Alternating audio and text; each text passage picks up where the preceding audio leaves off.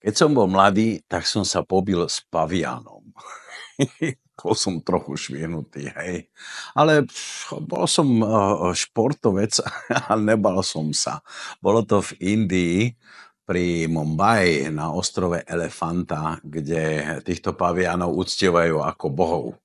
Ja som tam prišiel pozrieť a tak som si sadol a že sa najem, mal som tam pripravené nejaké jedlo a litrovú fľašu s vodou.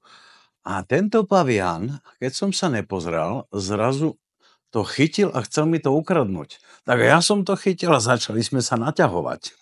Vykrikovali sme jeden na druhého.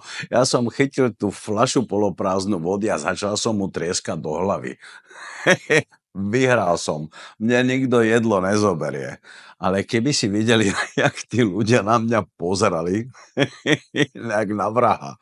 A potom celá tá banda tých pavianov išla za mnou, vykrikovali, až kým som neodišiel z toho ostrova. No a mal som odvahu, hej, teraz by som asi to nespravil, pretože s tými pavianmi není sranda. Bláznivé dobrodružstva po svete. Pozdravujem.